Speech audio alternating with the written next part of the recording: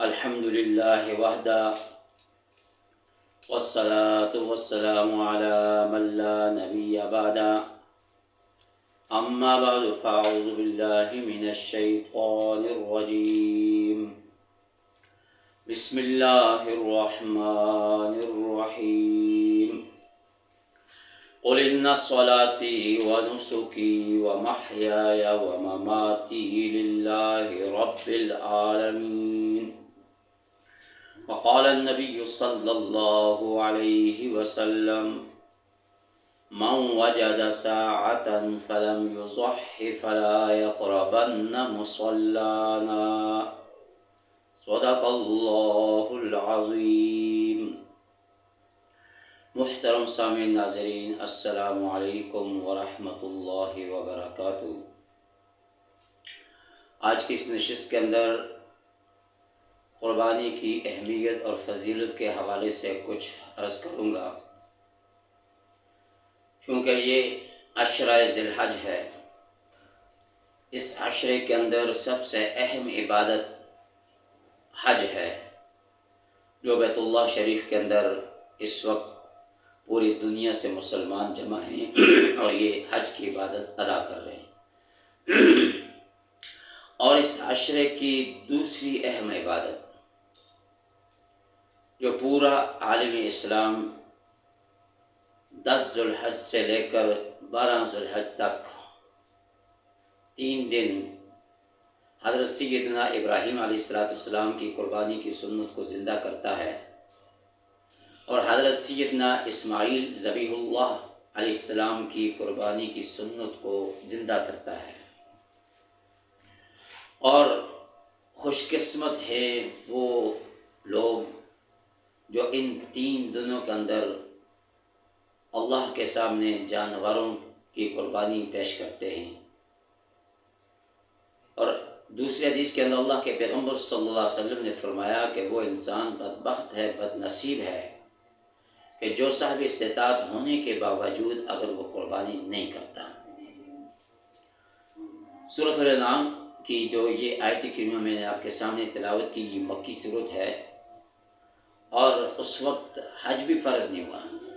لیکن اللہ نے قربانی کا حکم دیا۔ سورۃ الکوثر مکی سورت ہے، اس کے اندر بھی اللہ نے قربانی کا حکم فرمایا، فَصَلِّ لِرَبِّكَ وَانْحَرْ إِنَّ شَانِئَكَ هُوَ الْأَبْتَرُ، کہ پیغمبر کہ آپ اپنے رب کے لیے نماز پڑھیں اور قربانی کریں۔ تو اس سے یہ معلوم ہوا کہ قربانی کرنا اللہ رب العالمین نے اپنے بندوں پر فرض فرمائی۔ اور اس طرح حضرت انس بن مالک رضی اللہ تعالی عنہ حضور نبی کریم صلی اللہ علیہ وسلم کے یہ خادم خاص تھے، 10 سال پیغمبر صلی اللہ علیہ وسلم کی خدمت میں رہے، سفر میں، حضر میں، ہر موقع پر، ہر مقام پر پیغمبر کی خدمت میں رہے، اور اپنا معمول بیان فرماتے ہیں پیغمبر صلی اللہ علیہ وسلم کا معمول کہ ہر سال پیغمبر صلی اللہ علیہ وسلم کے نماز عید الاضحیٰ ادا کرتے مدینہ منورہ کے اندر، اور پھر اس کے بعد قربانی کرتے ہیں۔ اور اس طرح ایک دوسری حدیث کے اندر حضرت جابر بن عبداللہ رضی اللہ تعالیٰ عنہ فرماتے ہیں، جب اللہ کے پیغمبر صلی اللہ علیہ وسلم عید الاضحیٰ کی نماز ادا کر لیتے اور عید الاضحیٰ کی نماز پڑھانے کے بعد عیدگاہ سے باہر تشریف لاتے تو آپ کے سامنے ایک مینڈا پیش کیا۔ اللہ کے پیغمبر صلی اللہ علیہ وسلم نے اس پر اللہ کا نام لیا اور فرمایا کہ اے اللہ کہ یہ میری طرف سے اور میری امت کے ان لوگوں کی طرف سے جو قربانی کی استطاعت نہیں رکھتے، یہ قربانی ہے تو اس کو قبول فرما۔ قربان جاؤں محمد مصطفیٰ احمد مجتبیٰ صلی اللہ علیہ وسلم کی ذات اقدس پر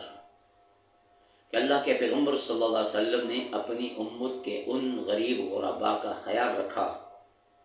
اور اپنے قربانی کے اندر ان کے اجر و ثواب کو بھی شامل فرمایا۔ اب امت کا بھی حق بنتا ہے کہ وہ پیغمبر کا اتباع کریں، امتی کا بھی حق بنتا ہے کہ وہ پیغمبر صلی اللہ علیہ وسلم کی سنت کو زندہ کریں اب ہر ایک امتی کا حق بنتا ہے کہ پیغمبر صلی اللہ علیہ وسلم کے اسوہ حسنہ پہ چلیں۔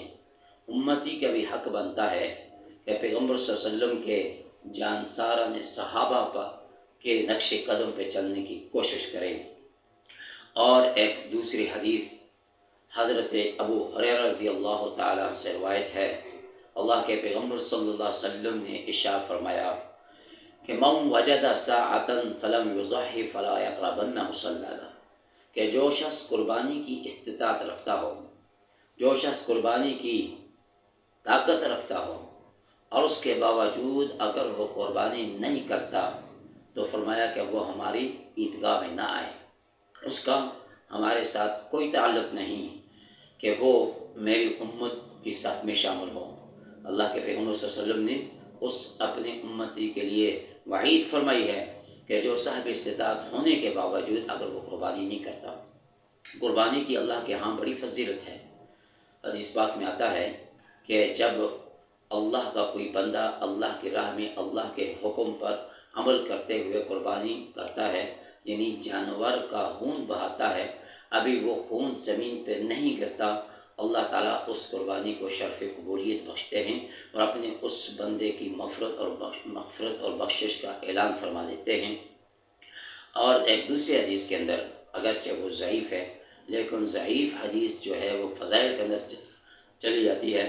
اسی طرح فرمایا کہ یہ قربانی کے جانور خوب موٹے تازہ کرو تاکہ کل قیامت کے دن یہ پل صراط پر تمہاری سواریاں بنیں گی اور ان پہ سوار ہو کر تم پل صراط کو عبور کرو گے۔ تو یہ تمام قرآن پاک کی آیات اور تمام احادیث مبارکہ اس بات پر دلالت کرتے ہیں کہ اللہ کے پیغمبر صلی اللہ علیہ وسلم نے قربانی کی ہے، اپنی امت کو قربانی کا حکم دیا ہے اور فرمایا کہ یہ 3 دن قربانی کرنا، فرمایا اللہ کو بندے کے تمام اعمال میں سب سے زیادہ محبوب عمل یہ ہے کہ وہ جانور کا خون بہائے اور اللہ کے ہاں وہ قبول اور منظور ہو جائے۔ تو دعا فرمائیں کہ اللہ تعالی ہم سب کو قرآن و سنت کی پر عمل کرنے کی توفیق عطا فرمائے اور پیغمبر صلی اللہ علیہ وسلم کے ان ارشادات پر عمل کرنے کی توفیق عطا فرمائے۔ جو صاحب استطاعت ہیں ان کو اللہ کی راہ میں جانور قربانی کے دنوں میں قربان کرنے کی ہمت اور توفیق عطا فرمائے اور ان کی قربانی کو اللہ تعالیٰ قبول و منظور فرمائے۔ وآخر دعوانا ان الحمد للہ رب العالمین۔